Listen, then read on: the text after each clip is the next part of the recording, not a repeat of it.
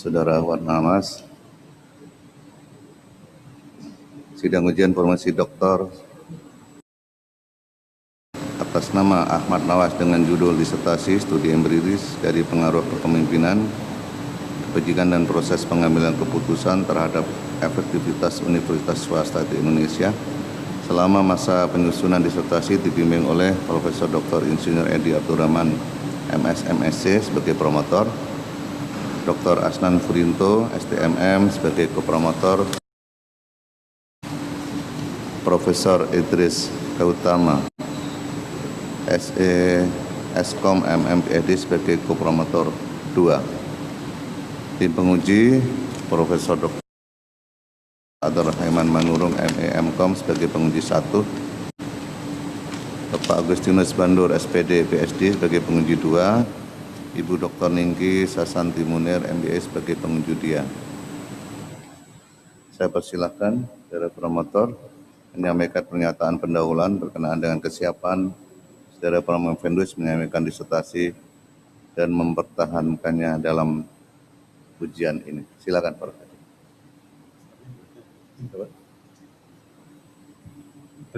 Terima kasih Ketua Sidang, anggota tim pembimbing dan tim penguji dan hadirin yang kami hormati, Ketua dan penguji yang terhormat, berikut biografi singkat dari Promopendus. Saudara Ahmad Nawaz lahir pada tanggal 15 Agustus 1977 di Provinsi Punjab, Kota Lahore di Pakistan. Saudara Ahmad Nawaz telah memperoleh gelar sarjana di bidang commerce dari Punjab University, Pakistan, tahun 1995-1997. Kemudian lulus dari Fakultas Economics di Punjab University dengan gelar master di bidang Business Economics pada tahun 1998-2000. Saudara Ahmad Nawaz bertekad untuk mengejar gelar PhD dalam program Manajemen Research di BINUS University, Jakarta pada tahun 2015 dengan peminatan Strategy and Growth yang berfokus pada Manajemen Track Program.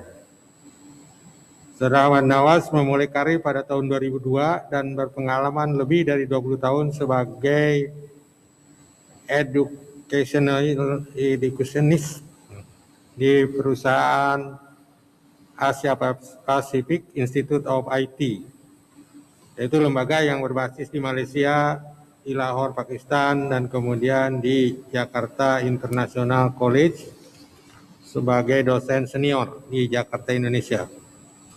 Saudara Ahmad juga telah menyelesaikan beberapa karya ilmiah jurnal yang telah dipresentasikan pada konferensi internasional pada tahun 2020.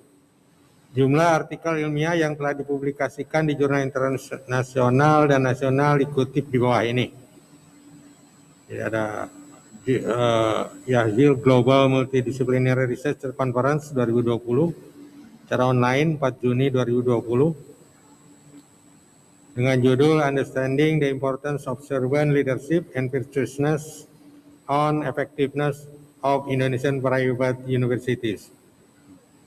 An empirical study of the impact of leadership, virtuousness, and decision-making process on the effectiveness of Indonesian private universities. The Management Journal of Bina Niaga, volume 5, nomor 1, Juni 2020. Kemudian, an empirical study on the relationship between authentic leadership and organizational effectiveness, the mediating role of the organizational virtuousness. The Journal of C Report, volume 15, issue 9, September 2020. Saudara Ahmad Nawaz, sebentar lagi saudara akan menyampaikan dan mempertahankan disertasi yang saudara kerjakan. Kami tim promotor sudah cukup membimbing saudara menyelesaikan disertasi sejak ujian proposal, seminar hasil penelitian, ujian tertutup, dan sekarang saatnya ujian promosi doktor.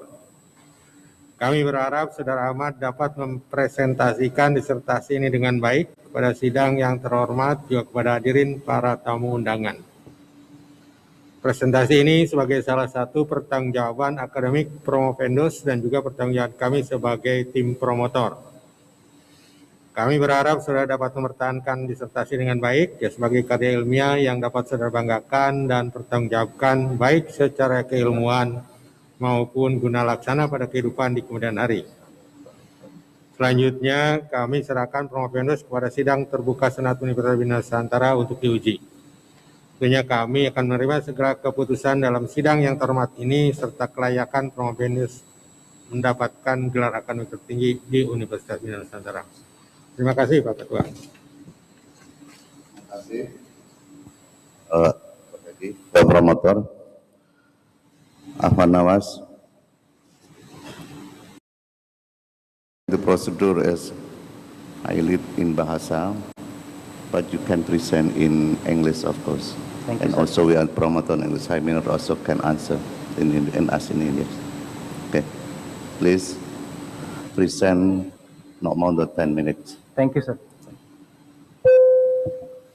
Well, thank you very much to my respected team here. I'll go through the summary of my article here.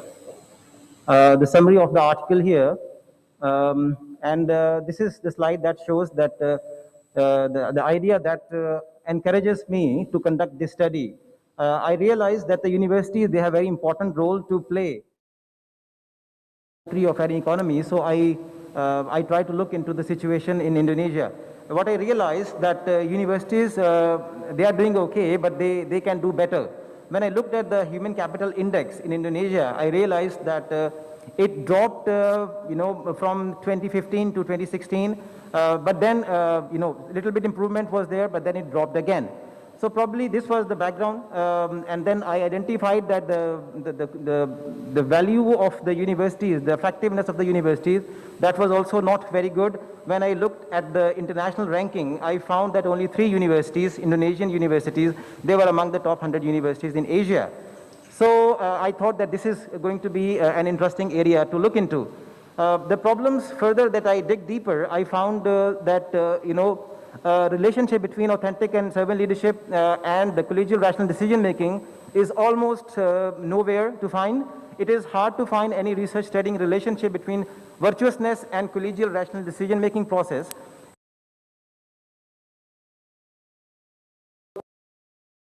Prove that virtuousness role towards needs more effort. This is that I used is my CGI table, and I found out that these variables that I have included in my research, they needs more explanation and more efforts. So I combined them and I created this model. As everybody can see, my model here, this is having 2 types of leadership styles. They are positive leadership styles, plus they are affecting the virtuousness in the universities. They are also trying to affect the decision-making process and then eventually getting the effectiveness of the institution better. The methodology that I used, it was descriptive and verification research. The research tool that I used, it was SAM PLS. The method was descriptive and exploratory survey. My unit of analysis was department of the private universities. And then the observations were faculty members, cross-sectional data was used, and sampling, it was 3-stage random sampling. I also applied simple random sampling, disproportionate stratified random sampling, and where private universities, they were chosen, and then departments and faculty members. This is my descriptive analysis, and I can show you here that in Indonesian universities, I found that overall average of AL is better than all other variables. Then this is the structural equation modeling, some further calculations. I found that measurement model, it was very valid to be used here. This is my diagram here, and it shows all the path coefficients, which shows the strength of those relationships. Then the conclusions that belongs to my hypothesis, I found the first hypothesis was that authentic leadership, is it able to affect virtuousness? My result was that no, within Indonesian context, it was not able to affect the virtuousness. And the reason that I highlighted it is that authentic leadership is more valuable, is more practical in the individualistic societies such as United States and UK. The second hypothesis, I found that authentic leadership is not influencing even collegial rational decision making. So the reasons that I found, number one, same, that it is not very good in the collectivistic cultures, and number two, I also found out that there are more than one cultures operating at the same time. So the third one is servant leadership is affecting virtuousness. Now interestingly, this was a positive aspect here, and I found that servant leadership is able to do this effect here. And the reason that I found here, that servant leadership is more suitable in the cultures like Indonesia, a collectivistic culture. So this is showing a positive impact here. Another reason that I would like to highlight here, it is this concept, this proverb in Indonesian society, Tut Wuri Handayani, which is applies in educational field, and it tells us that if the leader is following servant leadership attributes, it's going to be a successful leader here. The next one, servant leadership affecting collegial rational decision making, and it was also interestingly not affecting this thing, and the reason is same that I can highlight here, that the collegial rational decision making is only one type of culture which is not prevailing in the Indonesian universities. Then virtuousness affecting collegial rational decision making. Now this is something very interesting here. It says that this is able to affect here. Now the reason is very clear, that virtuousness is an overall organizational phenomena, and when you change the overall organizational culture, you are able to affect the decision-making process in the Indonesian private universities. Next one is the hypothesis, virtuousness affecting effectiveness.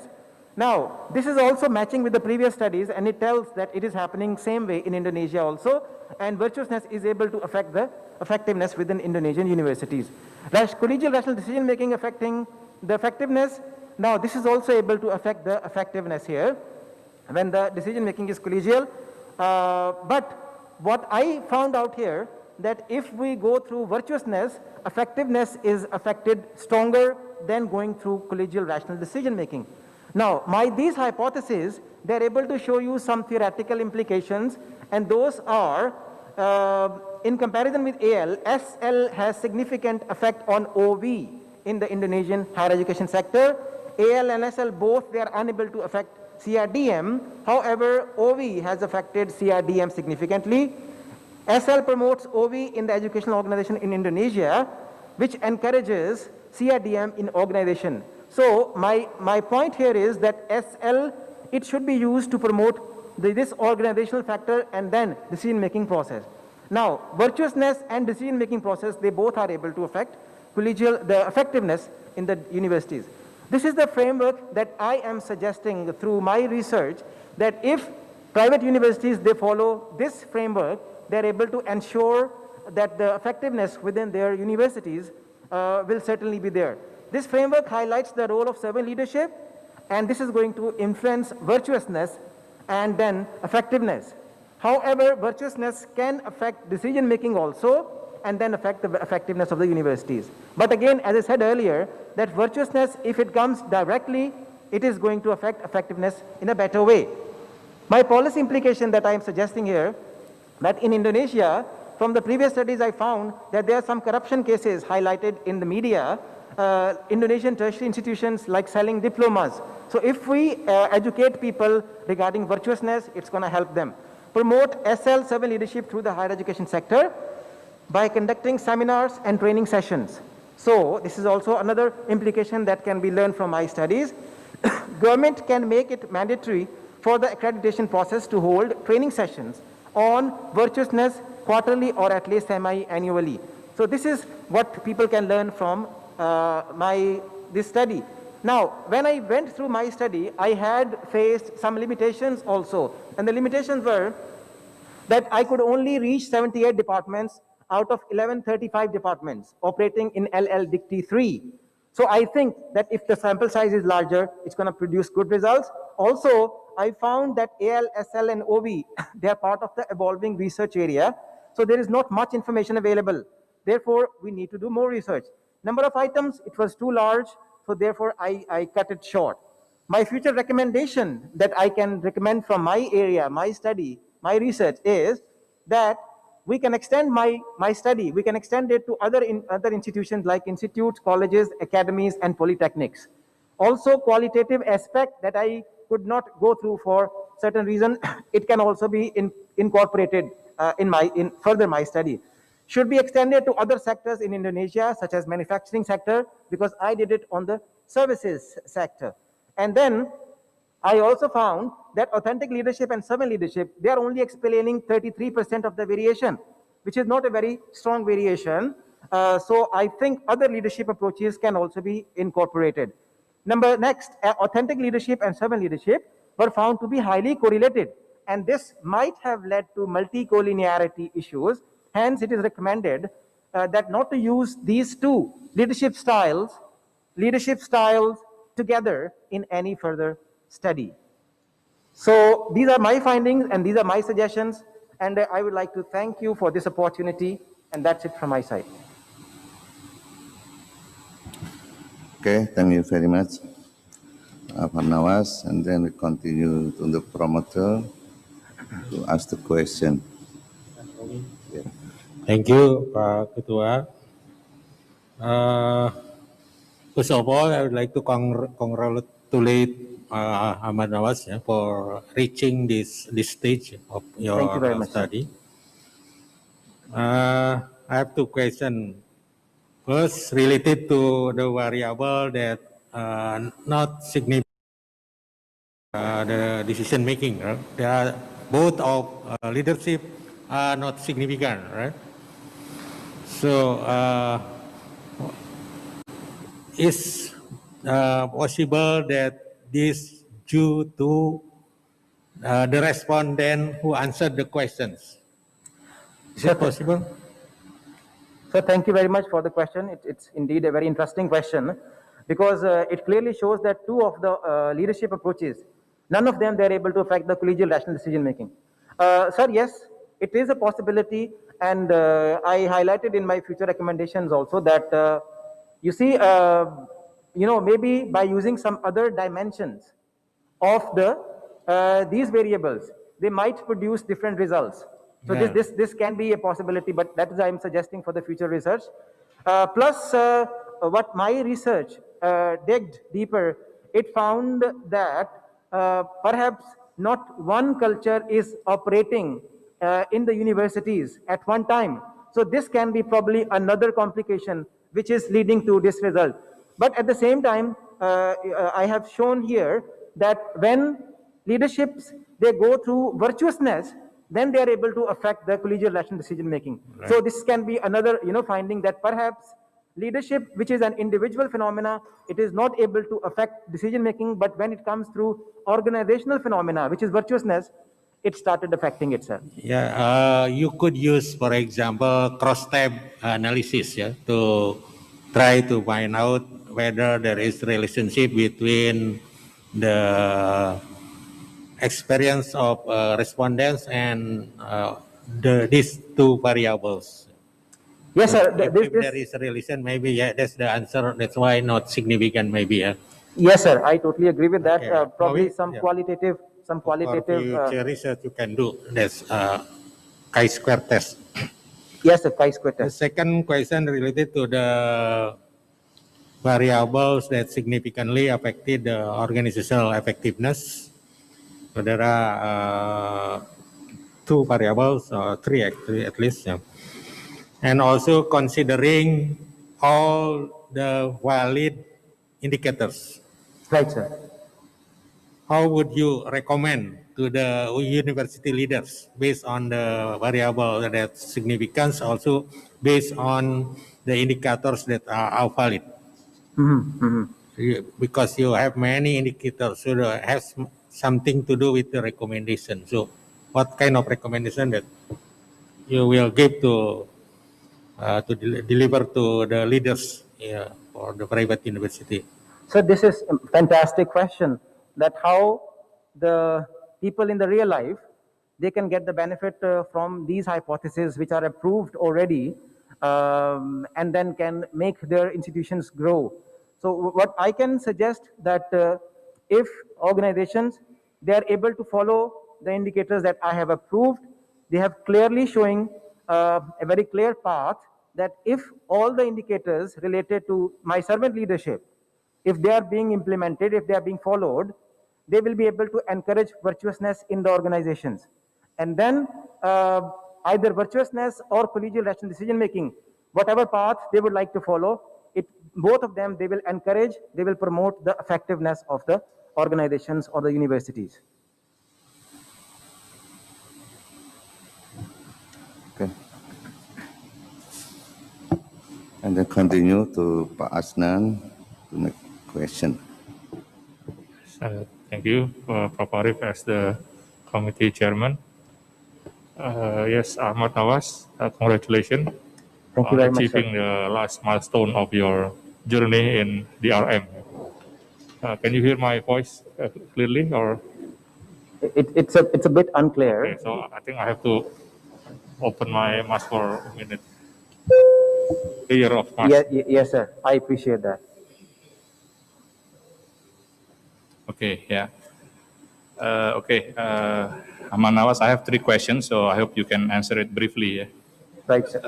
Okay, first of all, you chose 2 constructs of leaderships, which are servant leadership and authentic leadership. Right. So out of so many typology of leadership in the literature, such as situational leadership, transformational leadership, maybe collaborative leadership, and so many other types of leadership, can you explain and remind us all why you end up choosing these 2 leadership, which is servant versus authentic?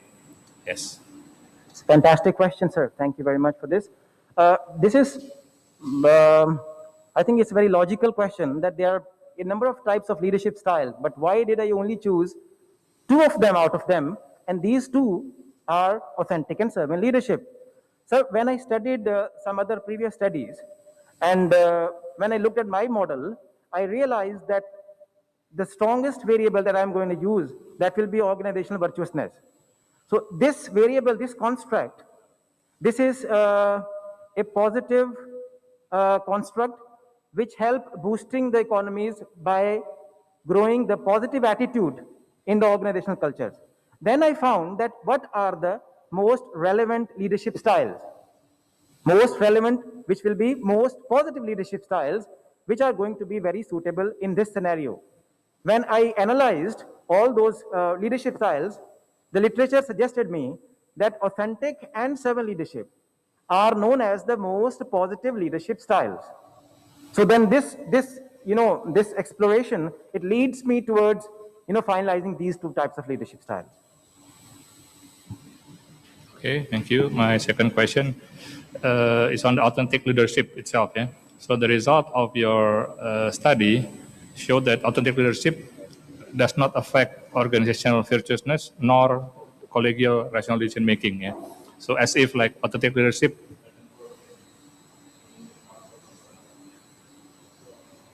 if you have to choose, or if you have to nominate another type of leadership, because we know from your research, servant leadership is proven to be effective in eventually affecting organizational effectiveness. But if you have to choose another type of leadership to complement the servant leadership, what would be the type of leadership out of so many other typologies? Brilliant question, sir. Thank you.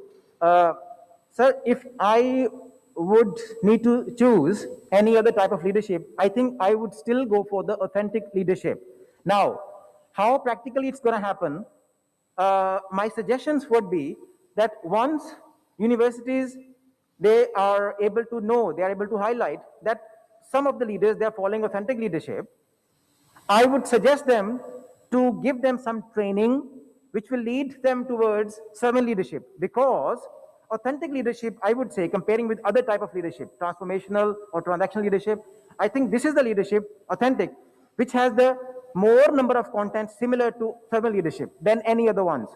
So I would still tell them that you prefer people who are following authentic leadership, you bring them here, you invite them, and then train them, educate them with the less characteristics from the servant leadership, and bring them closer to the servant leadership so that they can go to the right direction. Okay, so you prefer to maintain the authentic leadership because of the relevance of the substance? Yes, sir. All right, okay. Last question is related to organizational effectiveness. Yeah? Based on your operationalization of variables, the construct is defined as the extent to which students are satisfied students are developed academically, students are satisfied with the career, and many other definitions related to students' perceptions. Yeah, while your sample, your respondents in your studies were the staff or faculty members of higher education institutions, how would that affect the accuracy of your measurement? Because the definition is based on consumer-based perspective, while your respondents were mostly from the academic or staff perspective. Right, sir. Wonderful question. Since the effectiveness, it has some components which come from the student side also. And Dr. Snan asking that why the respondents are not the students and only the faculty members. Sir, being the faculty member, I am also a teacher and I teach at the college. I know students almost on everyday basis, they are meeting lecturers, teachers daily. So if they are not satisfied, they are not happy, then teacher will be the first one who would know the student's response face to face. Being the faculty members, you have that understanding, you have that clear idea that how your students are working in a class of 100 students, in a class of 50 students, how many of the students teacher would definitely be able to know they are satisfied and they're happy with the situation. Will be the first person to know what kind of problem they are facing. Through some other previous studies also, they have used faculty members and sometimes some administrative staff, not the students, to have this understanding about the students' satisfaction level. So I hope that previous studies as well as my study, it is producing some reasonably acceptable results. Yeah, okay, thank you. Thank you so Ahmad. much, sir. Okay, thank you. Prof. Arif has 10. Okay. I will give the opportunity to Prof. Idris to deliver your question. Yes, thank you so much, Pak Ketua. Mr. Ahmad, Sir. congratulate for your stage until today. Thank you, sir. And I have 3 questions for you. The first is, if I look at your recommendation, yeah, you do not recommend that for the further study. You don't recommend for the this research for the state university. You don't recommend the further study for state university. The question is why recommend this research for the state university? Recommend this for manufacturing. My first question. Do you want to write it down? One by one, please. Yes, sir. Yeah. It's a brilliant question, sir. My study, why it is not a suitable study for the state universities? This is the question. I think I should have mentioned it there. It's a very good suggestion.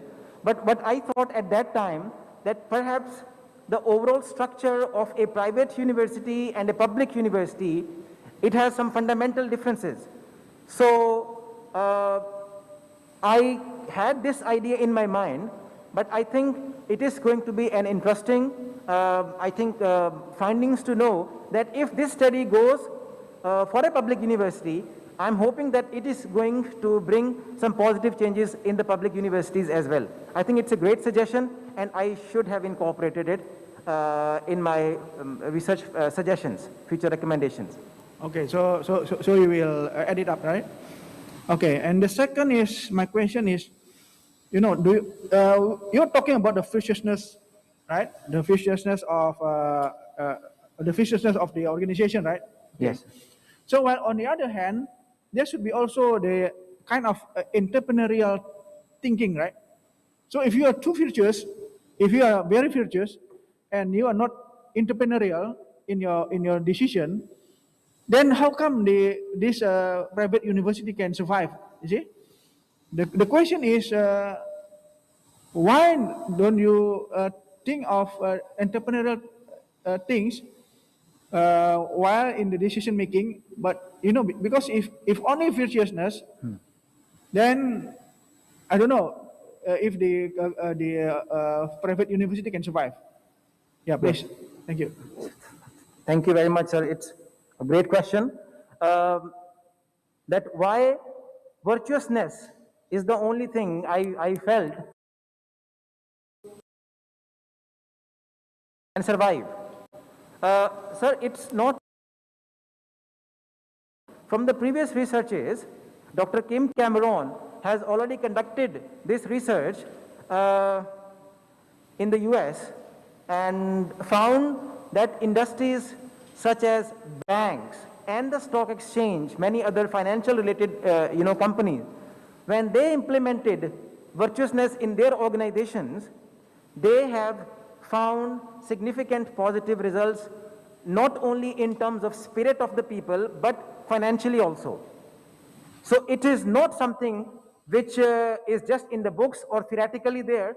It has been proven, practically proven, by implementing it in different industries, so much so talking about banks even. So if it can work in the banks, where the primary objective is only to make more money, unlike universities, we do teach them ethics plus how to do business, how to make money. So if this can work in the financial institutions, I'm very sure it's going to work in the universities as well. Okay, and my last question is, you're talking about servant leadership, and there are so many kinds of leadership, right? So, Sorry, in your mind, I mean leadership style. Yes, sir. You are talking here in your dissertation, right? Yes, sir. In your thesis.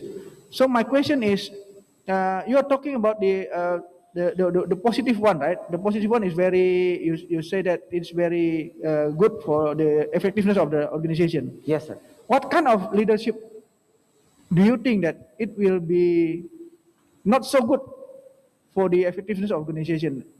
I mean that you haven't mentioned it in your dissertation here. Thank you. That's my last question. Thank you very much, sir. Monumental question. Excellent. Prof. Idris asked that what kind of leadership style would not be very suitable in this situation. Sir, I think the other type of leaderships, transactional or transformational leadership, there are different types of leaderships, which I think probably not will be very suitable to uplift the virtuousness in the universities, as per se.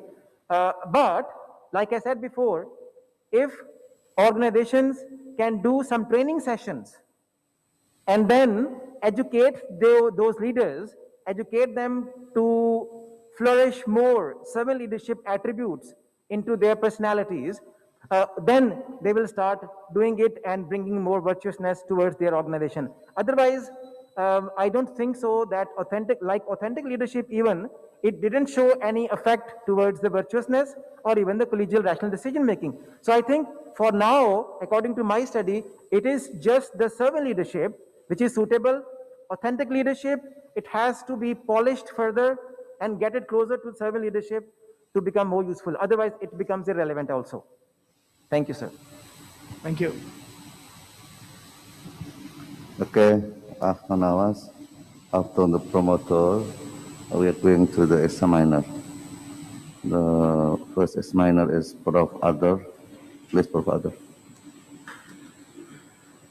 Thank you, sir, for the chairman. Ahmad Nawaz, congratulations for your effort. You come today to exam. Thank you, sir. I have been through you in the 3 exam. Yes, sir. Could you show me the model?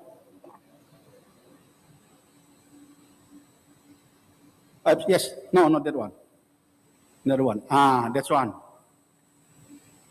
Actually, when you do that one, you should show the t-test. Right, sir. You only show the T-values. only PET coefficient, yeah? Yes, sir. I'm showing only the path coefficients. In fact, the t-values are given in numbers. Yeah, in the actually paragraph. you put below the PET coefficient. Okay? Right, sir. Sure. My questions, authentic leadership, I can take out from the model, and then I delete the arrow from the servant leadership Yes, sir. to CRDM, yeah? Yes, sir. So that's the model after you do the test, yes, isn't it? Yes, sir. After I did the test. After do the test, so you mean authentic leadership doesn't affect to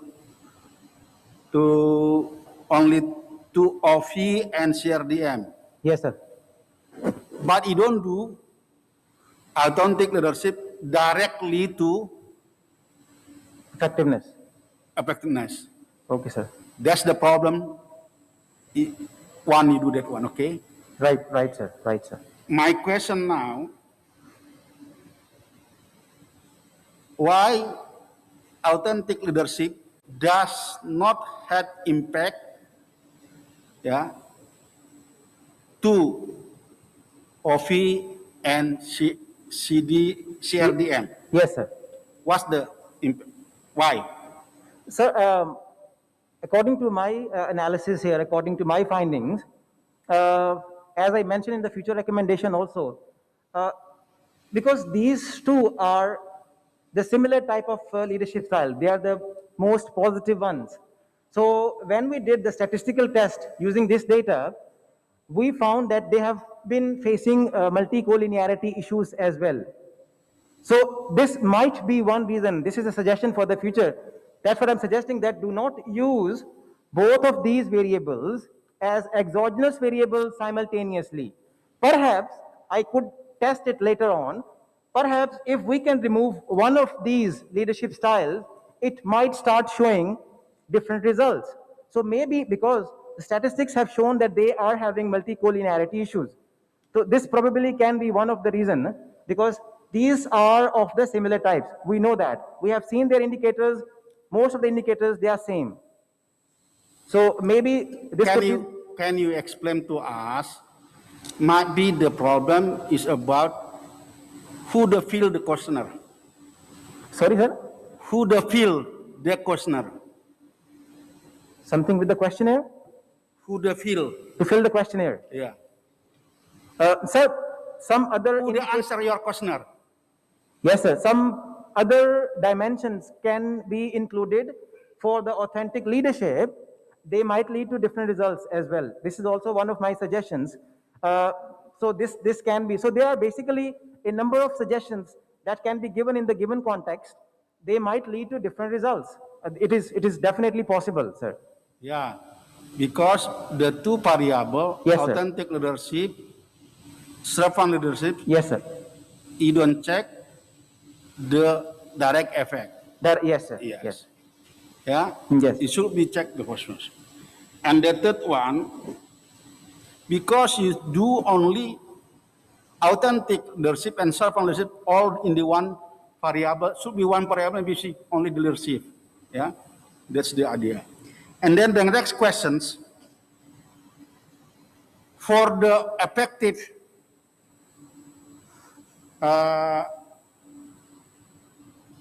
organizations,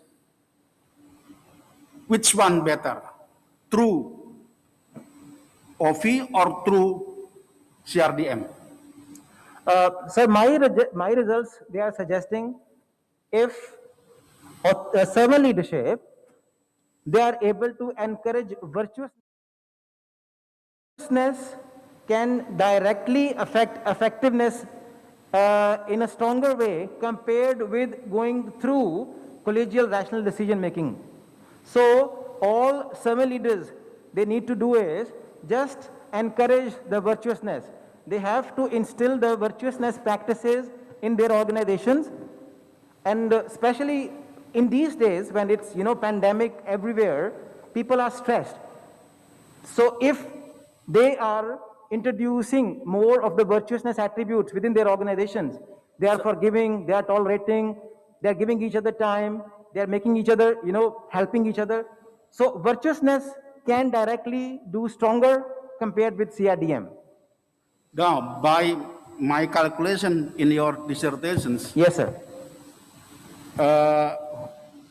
servant leaderships has strong effect organization effectiveness through OV. Yes, sir. Yes, sir. But through CRDM, Yes, sir. because not significant, yeah, Yes, sir. because not significant. But when you so the better one only from directly from OP to OE, yeah. Yep. But from the OP to CRDM and the OE, Right, sir. Yes, sir. less than, isn't it? Yes, sir. Yes, sir. For that one, what's the implications? So it means that study is suggesting that OV by itself, it has significant impact on OE. It is a strong variable which doesn't need any support from collegial rational decision making, and it can influence OE independently, stronger than going through any other variable. Okay. Thank you very much, Pak. Thank you, Pak. Thank you so much, sir. Terima kasih. Giliran berikutnya, Pak Bandur, silakan. Thank you very much, Prof. Arif, our chairperson, for this promotion today. First of all, high appreciation to you from our BINUS, because at this stage, you finally come to the end. I knew the process, it has a long effort for this in the last 5 years. Again, congratulations. Thank you so much. I'm also happy because I'm at the end of asking you questions. So I have only 2 questions. So nice. The first one, maybe this one a little bit challenging you, but please answer as good as you can. My impression that by stated or by said disagree or tend to disagree or strongly disagree, and then you conclude that the leaders or the head departments didn't apply, for example, participatory decision making.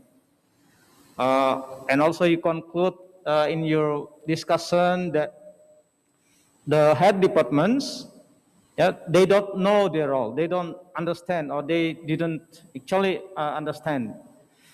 I'm a little bit worried of this conclusion.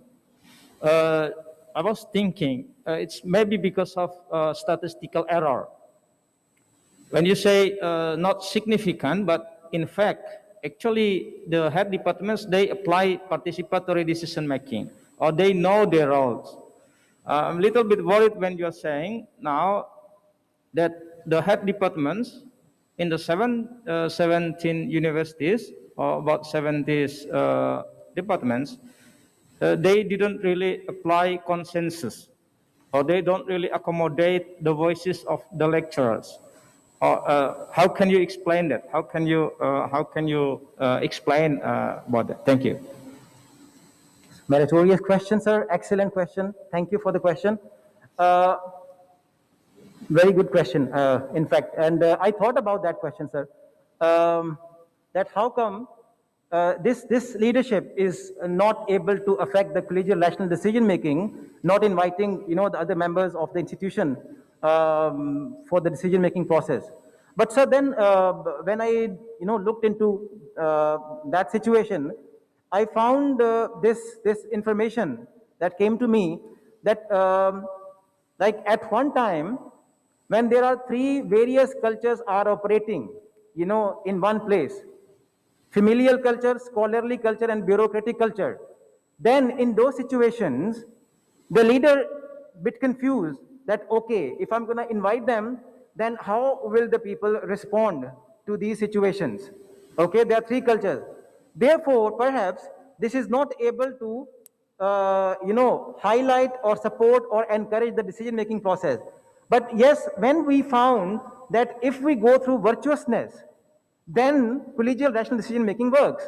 So again, I think it strengthened my idea and my logic that this decision-making process, which is a cultural thing, overall thing, when we change the virtuousness, which is again an overall thing. So if you change an overall thing first, which these leaders can do, survey leaders, they can do this directly. So when they are able to bring the virtuous practices in organizations, then everybody had the same mindset, and then collegial rational decision making, starts to work. So I think this is the reason when you are not really, filtering that these people who are in different mindset, familiar culture, scholarly and the bureaucratic culture, if they don't come to one point, one common point, Okay. then it's not possible, sir. Yeah. Yes, yes, because when you mentioned in the other discussion that the head departments, they promote, let's say, based on the common objectives of the Right. organization, Yes. it implies that they accommodate the lecturer's view. Right. So again, you need to think, because the point is that you didn't apply like qualitative findings to argue such arguments. Agree, sir. If you have the qualitative data, Agreed, you sir. can say that Agreed. based on the facts or the expressions of the lecturers. But then Very you much. only based on the statistical results because your sample size is quite low, and also you didn't apply some moderating variables, and also you didn't also calculate the direct effect to the effective. So I think need to reflect on that to not to generalize that Indonesian head departments didn't apply participatory leaderships or they don't accommodate the voice, something like that. Sir, yes, sir. So My thank you last, very much for the strong insight. Thank you so much. Last question, second one is that how do you relate this study effectiveness on management progress in the research area? As you made aware that people choose between performance and effectiveness. Okay. Do you think effectiveness is better for university leader or performance? Looking for performance. Thank you, sir. Great question. Sir, again, these are two broad areas, and it is not, of course, possible to cover all the areas, in one study. So therefore, my study is only able to give suggestions or to give recommendations in terms of effectiveness of the universities. And I believe once the universities, they are able to ensure good effectiveness, which I can, see the parameters, the indicators of the effectiveness, that it covers almost, the student side, the administrator side, and the teacher side. So if university is doing something positive in terms of these different aspects, they will be able to ensure good performance as well. Okay, thank you, Prof. I think that's all. Thank you. Oke. Selanjutnya tim menyiapkan untuk Ibu Dr. Ningki Sasanti Munir sebagai penguji 3. Nah, sudah siap ini. Bu Ningki, silakan menyampaikan pertanyaan. In English, of course. Okay. Assalamualaikum warahmatullahi wabarakatuh. And good morning all. Suaranya, Bu. Can you all hear my voice? Suaranya, Bu. Yes. Tolong tim teknis. Ya. Tim teknis.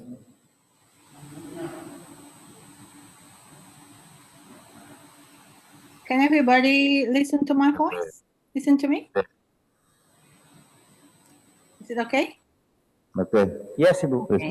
Okay. Assalamualaikum warahmatullahi wabarakatuh. And very good morning for all of us. And thank you very much, Pak Ketua. Thank you for the opportunity, and hopefully we are all in a good health and enthusiasm. Well, Nawaz, Alhamdulillah, congratulations, you have made it to these states. Thank you. I'm sure you are thrilled but very happy, right? Yes. And I hope the result to be excellent. Even though I still have 3 simple questions, and our questions are in the context of higher education in Asia. The first question is, why do you think that organizational virtues is a phenomenon that has not been researched much in Indonesia? Does it have something to do with the phenomenon that where there are still a lot of universities in Indonesia that operate unethically? That's my first question. I'm very curious because I lead 2 universities. Thank you very much. This is impressive question. I think I would refer back to our respected team members' question here that was asked me just few minutes ago. That why do I think that following virtuousness will enable universities to grow or to survive in the business? So what I think, Ibu, maybe this is one reason, lack of, I think, awareness. People feel that if they only follow awareness, they only follow this virtuousness, they will not be able to survive in the industry. So probably this is a reason which has not been, giving the opportunity to research it into further, and people are kind of reluctant to implement it in their organizations and to study it further. But I think as the interest is growing in the West, it is, being followed in the eastern part of the world also. And I think now more and more researches are being done in the area of virtuousness.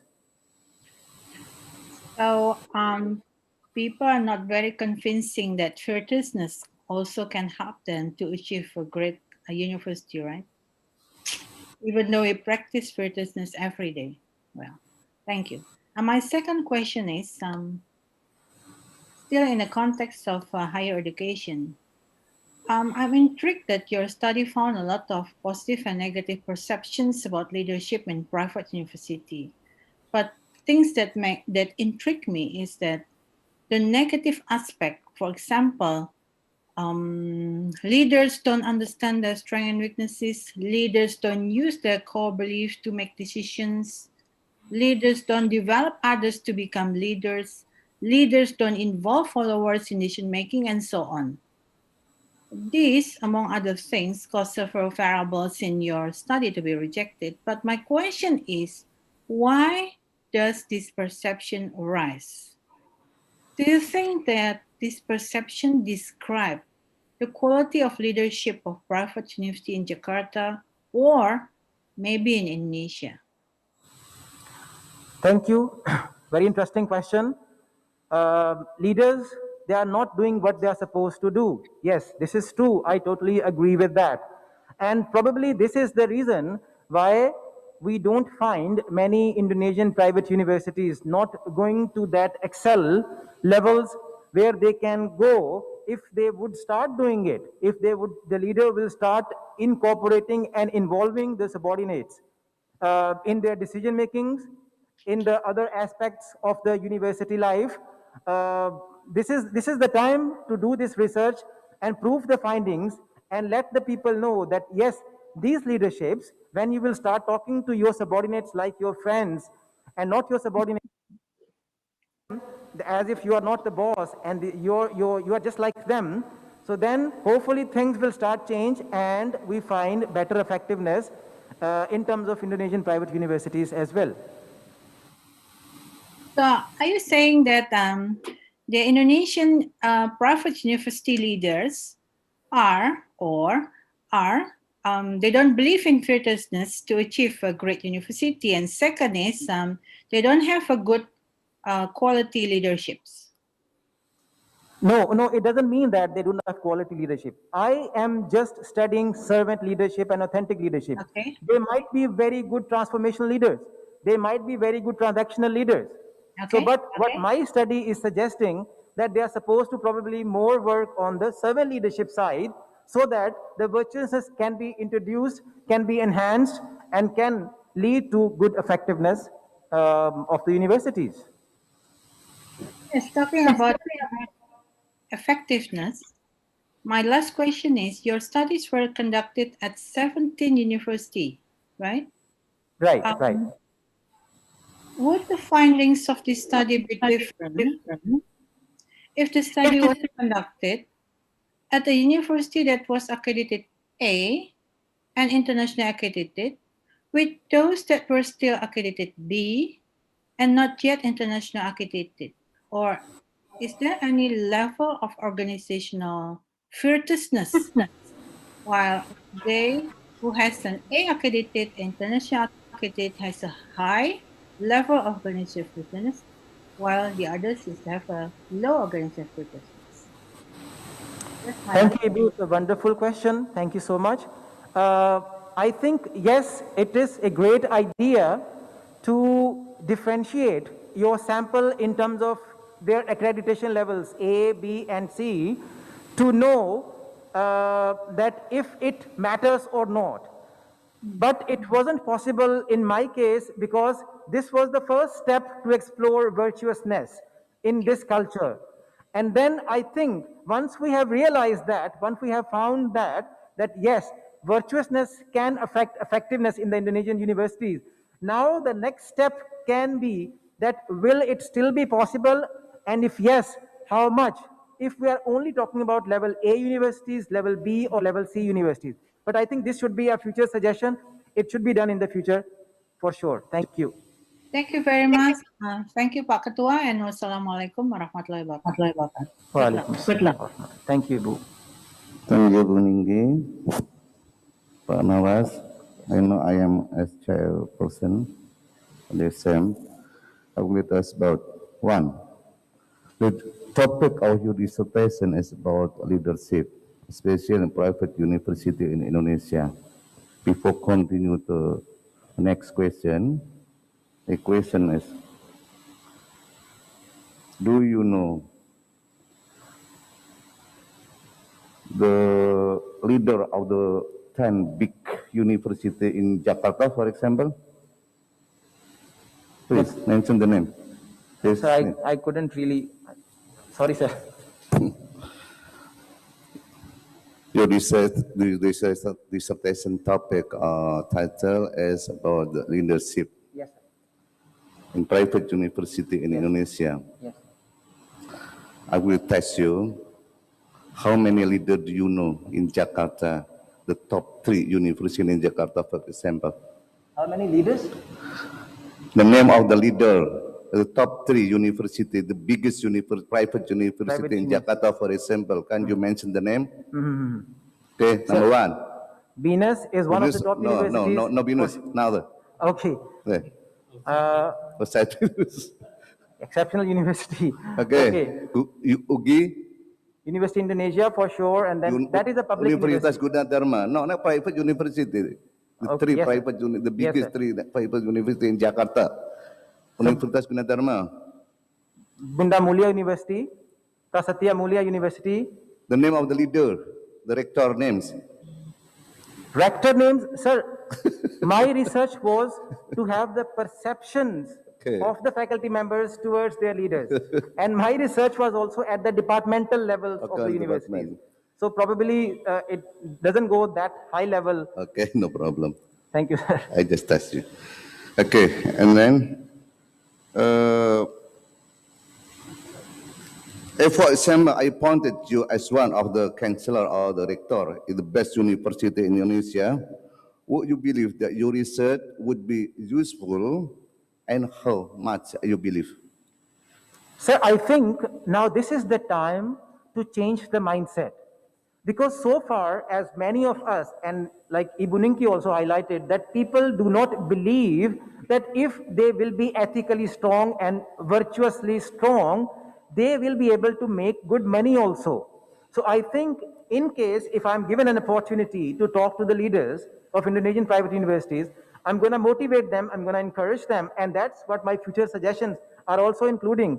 That if, like for the accreditation process, I suggested for the accreditation process also, it will be mandatory for the universities, this is my suggestion, to conduct seminars, to educate people on the benefits of servant leadership, on the benefits of the virtuousness, and then ensuring them and telling them will achieve the effectiveness, the success of your organizations if you become like this. So I think this is going to be very helpful and very profitable for the university, sir. Okay, now also, how you make recommendation and the implication of your research result for lots of big university with the good quality, comparing with the middle university with a low quality? Sir, I think this is what I said, the future research, probably the accreditation levels A, B, C, which are reflecting the quality levels of the universities. If in future we will only classify, okay, first research is only doing C-level universities, and then another research is only doing the B level. I think those differences, those Do you comparisons. think that the result will be the same? Sir, as long as their level of the virtuousness in those different sectors are the same, I hope the results will be the same also. Because in accreditation, it doesn't just consider the virtuousness, it considers many other factors also.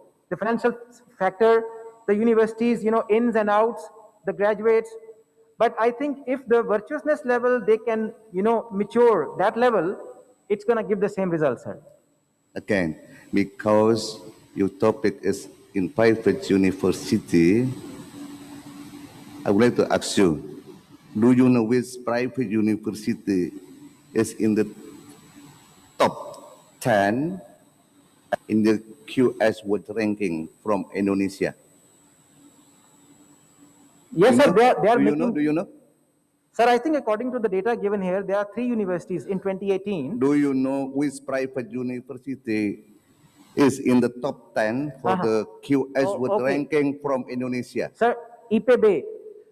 Private university, the top 10 from Indonesia in QS ranking. Private universities. Do you know? Private university. Only one in Indonesia. Gajah Mada University. Only one in Indonesia. Do you know? Gajah Mada University. Private university. Private. BINUS. BINUS. Sir, you stopped me talking about BINUS. BINUS University. Right. Yes, okay. Okay, thank you very much. Bapak Ibu yang saya hormati, pemovendes, pertanyaan dan saran dari tim promotor dan tim penguji sudah selesai diberikan. Izinkan kami mengadakan sidang tertutup untuk melakukan penilaian. Sidang akan kami skor 10 menit dan Bapak Ibu hadirin dimohon untuk meninggalkan ruangan termasuk Pak Ahmad Nawaz. Silakan. Kepada promovendus dan hadirin, dipersilakan meninggalkan ruangan ujian.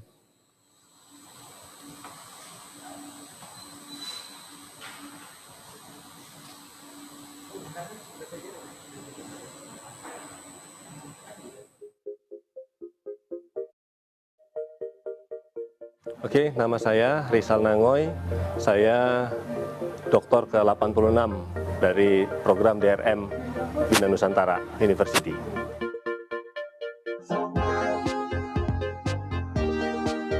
Oke, disertasi saya bicara mengenai job performance, kinerja sebagai perilaku yang saya riset pada industri e-commerce generasi milenial. Jadi pada disertasi ini saya menemukan bahwa work well-being itu dapat meningkatkan kinerja job performance. Nah, pengaruh dari well-being terhadap performance akan makin kuat apabila karyawan tersebut memiliki komitmen dan kemampuan cognitive flexibility. Untuk mencapai well-being, individu karyawan memiliki 2 mekanisme, yaitu pertama top down melalui kapasitas psikologis atau psychological capital, kedua melalui mekanisme bottom up atau persepsi atas kesesuaian dirinya dengan perusahaannya. Kedua mekanisme ini akan makin kuat mempengaruhi well-being apabila perilaku karyawan bersangkutan didriver oleh motivasi intrinsik sebagai regulasi diri yang bersangkutan. Demikian.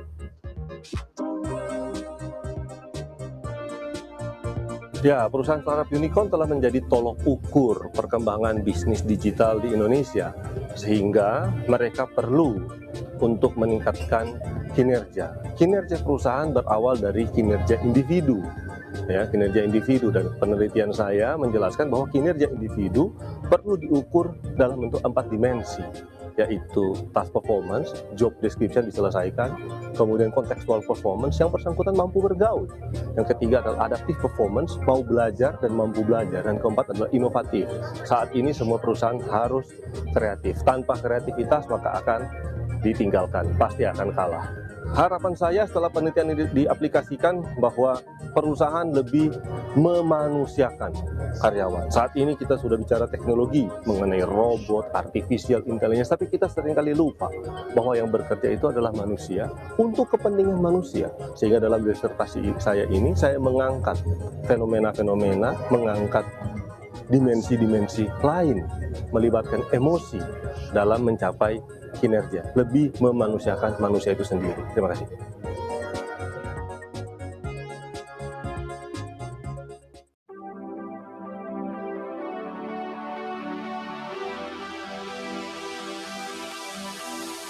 BINUS TV adalah media televisi komunitas yang dipersembahkan oleh Bina Nusantara Group.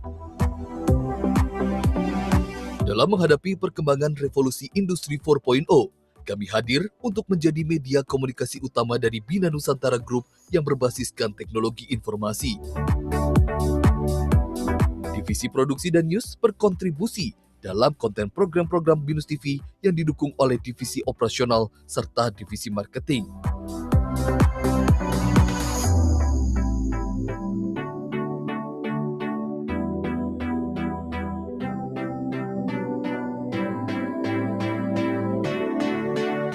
BINUS TV sebagai salah satu media Bina Nusantara Group berperan aktif menyebarluaskan informasi terkait aktivitas yang dilaksanakan oleh berbagai unit Bina Nusantara Group.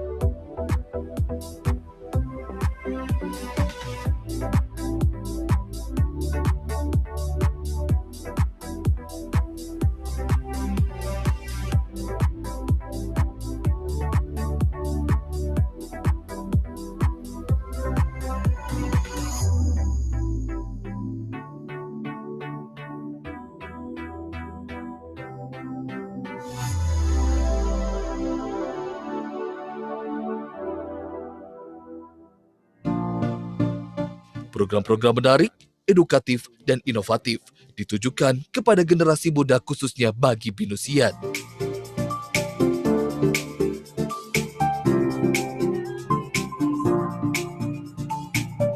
Untuk menyaksikan program-program kami, Anda dapat mengaksesnya di www.binus.tv.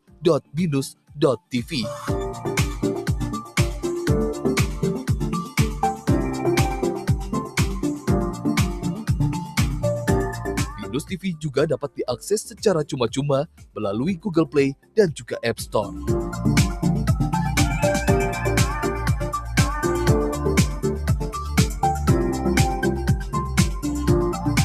BINUS TV dimotori oleh kerabat kerja yang muda, mau belajar, dan kreatif yang bermula dari BINUS TV Club.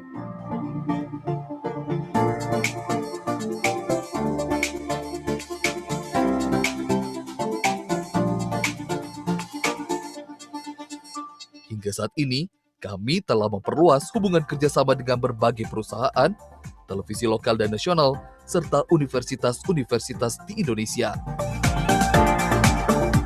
Inilah BINUS TV. Terima kasih kepada semua pihak yang telah membantu dan mensukseskan BINUS TV hingga saat ini.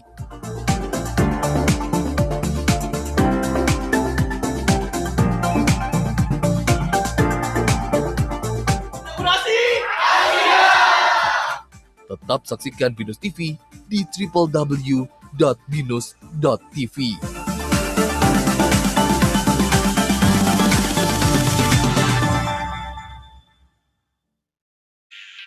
Want to know more about the website of BINUS TV?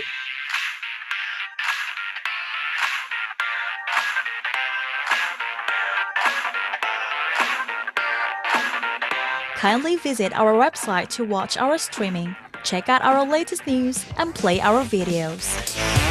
There are several tabs on the main menu section, from news program, presenter schedule, to gallery. Stream our live broadcast with programs according to the schedule. Search our videos of our programs based on various topics available. You can search by most popular and newest video too. News and Events provides the latest and up-to-date information. Get your events covered by submitting your request to Media Partner page. Check out our daily program schedule.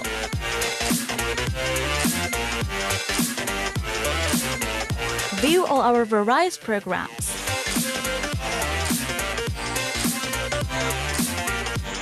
Watch our web series and in-house programs through videos.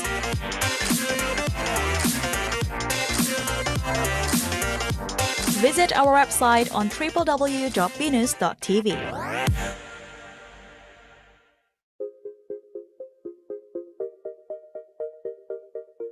Oke, nama saya Rizal Nangoy. Saya doktor ke-86 dari program DRM BINUS Nusantara University.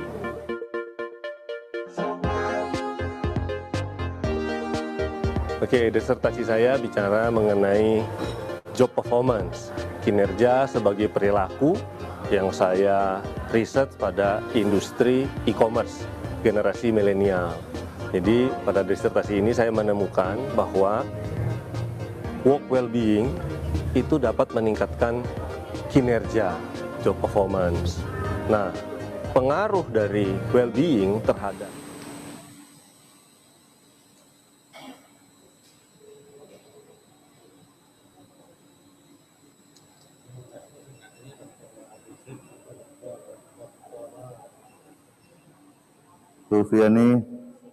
Bu Fiani, sudah siap? Ya.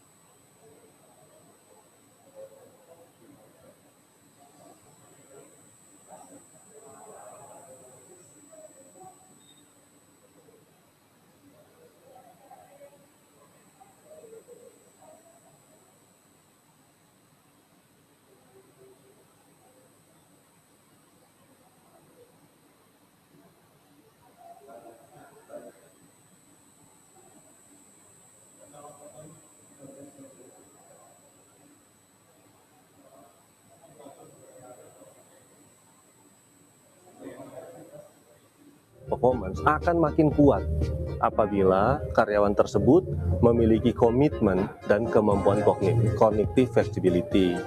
Untuk mencapai well-being, individu karyawan memiliki dua mekanisme, yaitu pertama top down melalui kapasitas psikologis atau psychological capital, kedua melalui mekanisme bottom up atau persepsi atas kesesuaian dirinya dengan perusahaannya. Kedua mekanisme ini akan makin kuat mempengaruhi well-being apabila perilaku karyawan bersangkutan didriver oleh motivasi intrinsik sebagai regulasi diri yang bersangkutan. Demikian.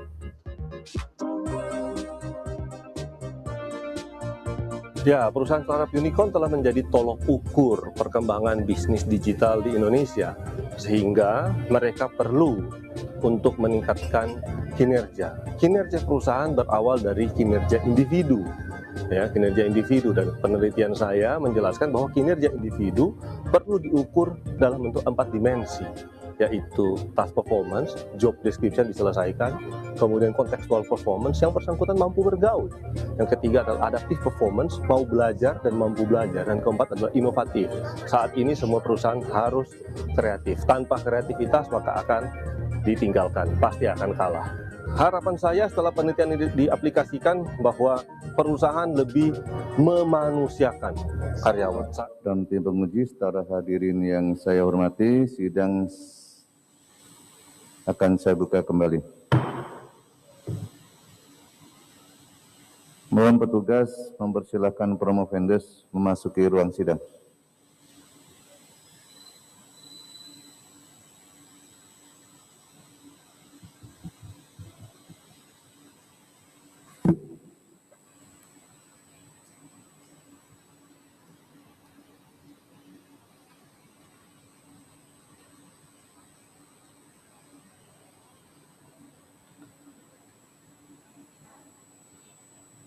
Oke, saudara promovendus, kami telah mempelajari disertasi saudara, nilai mata kuliah, ujian proposal, seminar hasil penelitian, dan ujian tertutup. Dan memperhatikan jawaban serta argumen saudara, maka kami memutuskan saudara Ahmad Nawaz lulus dalam ujian promosi doktor hari ini, 20 Oktober 2020. Dengan nilai huruf A. Dan dengan memperhatikan pencapaian semua nilai mata kuliah, maka saudara dinyatakan lulus dengan predikat sangat memuaskan. Dr. Ahmad Nawaz, Anda tahu dokter keberapa?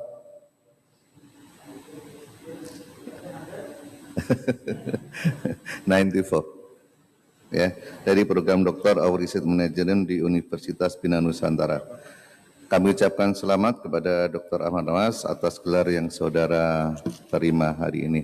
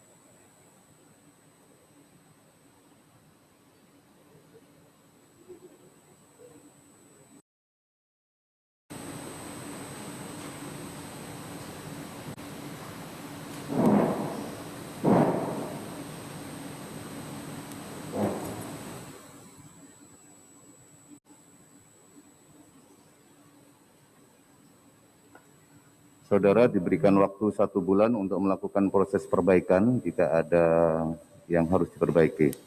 Selanjutnya saya persilahkan promotor untuk menyampaikan kesan-pesan dan harapan bagi dokter baru Ahmad Nawaz. Silakan, Prof. Edi. Terima kasih, Prof. Arif. Pimpinan sidang dan seluruh tim penguji, kami mengucapkan terima kasih atas keputusan sidang promosi doktor hari ini. Juga kami sampaikan terima kasih kepada hadirin yang telah mengikuti sidang promosi Dr. Ahmad Nawaz dengan hikmat. Dr. Ahmad Nawaz, kami merasa gembira ya, tentunya saudara telah dinyatakan lulus pada sidang promosi dokter hari ini dengan predikat sangat memuaskan ya, karena waktunya juga ya 5 tahun, because we were 6 before. So. Kami telah berusaha membimbing saudara dengan sebaik-baiknya sebatas kemampuan kami. Kami percaya saudara telah bersungguh-sungguh dalam menyelesaikan studi di Universitas Bina Nusantara. Keberhasilan saudara hari ini merupakan keberhasilan dan ketekunan saudara dalam menempuh segala rintangan untuk menyelesaikan program doktor ini. Kami bangga pada saudara, jadikan sejarah terpenting dalam hidup saudara yang bukan saja dikenang, melainkan dapat dijadikan sebagai titik tolak keberhasilan menempuh kehidupan saudara selanjutnya. Kami ucapkan selamat ya kepada saudara Ahmad, Dr. Ahmad Nawaz, dan sampaikan juga rasa bahagia kami kepada keluarga ya, hadir semua ya di sini. Berakhir sudah kami membimbing saudara setelah kurang lebih 5 tahun ya, saudara melewati waktu penyelesaian studi dengan sebaik-baiknya. Kami berharap saudara tetap menjalin silaturahmi dengan kami dan juga dengan alma mater Universitas Bina Nusantara. Sekali lagi kami mengucapkan terima kasih pada pimpinan sidang, pada seluruh anggota sidang yang terhormat ini. Demikian, terima kasih. Dr. Ahmad Nawaz, silakan duduk kembali.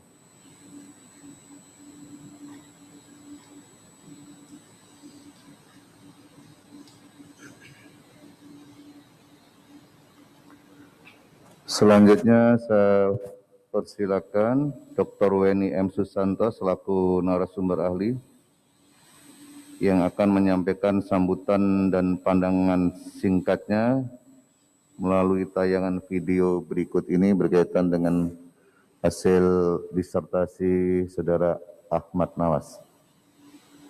Terima kasih, saya diundang untuk memberikan sedikit orasi secara online dalam rangka promosi terhadap Promovendus Ahmad Nawaz dalam sidang terbuka untuk mendapatkan gelar doktor dari Universitas BINUS. Selamat kepada Promovendus Ahmad Nawaz. Baik, untuk menyingkat waktu, orasi ini dimulai dengan sebuah pertanyaan. Apakah pandemik ini membuat kita untuk memikirkan kembali gagasan-gagasan tentang kepemimpinan kita? Kita semua saat ini pasti merasakan sulitnya menjadi pimpinan di masa pandemik karena kita tiba-tiba dihadapkan pada situasi yang belum ada referensi kejadian sebelumnya yang dapat kita pelajari sehingga kita tidak pernah membuat antisipasi menghadapi pandemik yang berkepanjangan seperti ini. Ketika situasinya diliputi ketidakpastian, secara naluri manusia pasti terdorong untuk menunda sebuah tindakan dengan alasan takut salah atau mungkin karena tidak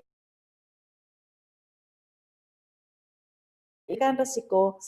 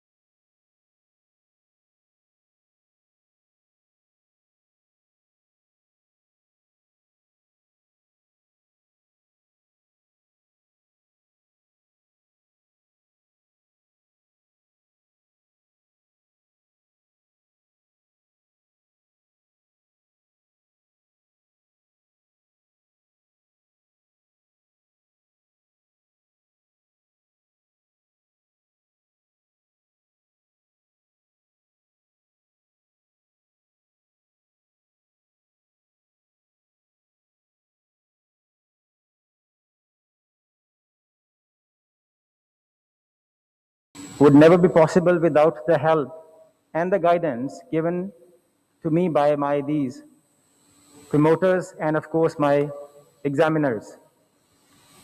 I value the insight and the guidance that they have provided me throughout, and the courtesy that they have extended me throughout this phase. There were so many moments during this phase that I felt that it's going to be too difficult for me to step further, but with the help of course, Almighty Allah, and then with the guidance of my examiner team and my promoter teams, I was able to get through all those difficult situations. I would like to thank you all from the depth of my heart. I also would like to thank and extend my gratitude to my family, my wife. She always stood by me whenever I needed her. She helped me every time. It's day, night, I'm stressed, she's always there for me to get me out of that hard times. I would like to thank my kids also.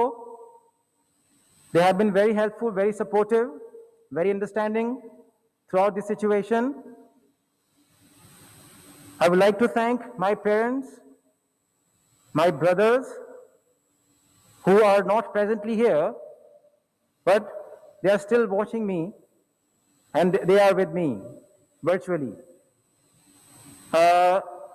In addition to that, I cannot thank enough to my colleagues, the place where I work. I'm so fortunate that my principal is here around me. It gives me so much great feeling, and I give her all the credit to make my workplace like a home to me. That environment, that support, it was again one of the significant factors that enabled me to complete this task successfully. I would like to thank my CEO, Dr. Veni. She is a great support throughout as well. She is very encouraging. As we take steps further in education, in research, she's always there to hold our hands and congratulate us. And this video that she shared with me, she sent to me as Nara Sumbur, this is of course a great proof that she's always there whenever we need her. So, I want to thank my friends who helped me, Junaid, Liana, Pa Echo. They were always there whenever I needed help to complete my dissertation and to finish my task. I want to thank all the friends who are presently here with me to share this excitement and my happiness. And I would like to end my talk by saying that BINUS indeed is a great platform which is providing these opportunities for us as foreigners to complete our further studies. When I started, exploring the opportunities to complete my PhD, I went finally, I'm so lucky that I have my professor here, Professor Arif here. He was the first person who I could see at that time, and he became the convincing, strength, convincing power for me and Junaid to come and join this place. I'm very thankful. Without you, this, of course, stage would never have come. Pa Asnan, he's always there whenever I needed him. He's there to help me, to push me, to support me morally and practically. Prof. Idris, Prof. Eddie, Prof. Arif, my lovely Prof. Adler, and Dr. Bandur. Ibu Ninki, they have always been there, my guides, my counselors, whenever I needed them. So, which I will always carry with me, which will stay with me forever. So I'm really grateful for this opportunity and extend my thanks to every member here. Thank you so much. Oh, thank you very much, Ahmad Nawaz. Bapak Ibu yang saya hormati, atas nama seluruh pimpinan dan Yayasan Universitas Bina Nusantara dan pengelola serta dosen DRM, saya menyampaikan ucapan selamat sekali lagi kepada Dr. Ahmad Nawaz atas gelar yang saudara peroleh. Dengan mengucap syukur kepada Tuhan Yang Maha Esa dan terima kasih pada tim promotor dan tim penguji serta hadirin sekalian, maka sidang terbuka ujian doktor hari ini saya nyatakan selesai dan ditutup. Selanjutnya kami persilakan Dr. Ahmad Nawaz untuk berdiri di depan guna menerima ucapan selamat dari promotor dan penguji dan para hadirin semua. Silakan. Dr. Ahmad Nawaz, kami persilakan berfoto bersama dengan Komisi Pembimbing dan Dewan Penguji.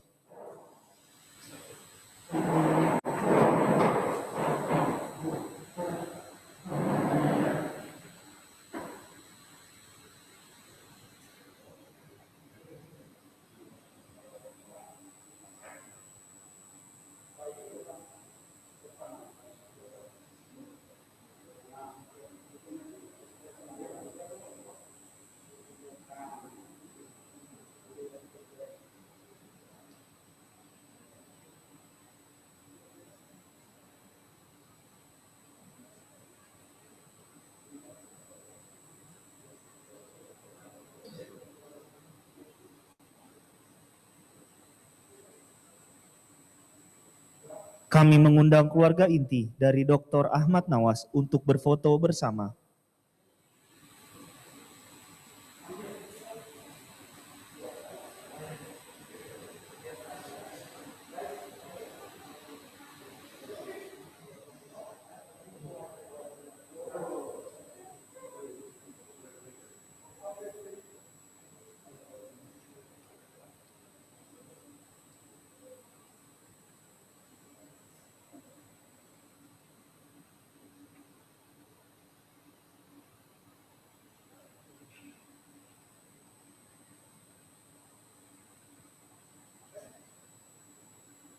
Hadirin dipersilakan untuk menyampaikan ucapan selamat kepada Dr. Saudara Ahmad Nawaz dan keluarga. Dengan demikian, sidang terbuka Senat Universitas Bina Nusantara dengan acara ujian promosi doktor program DRM telah selesai. Kami menghimbau kepada Bapak Ibu setelah memberikan ucapan selamat kepada Dr. Ahmad Nawaz, dimohon untuk dapat segera meninggalkan ruang ujian karena ruangan akan disterilkan kembali. Terima kasih banyak atas kehadiran Bapak dan Ibu semua. Dan akhir kata, kami ucapkan selamat siang.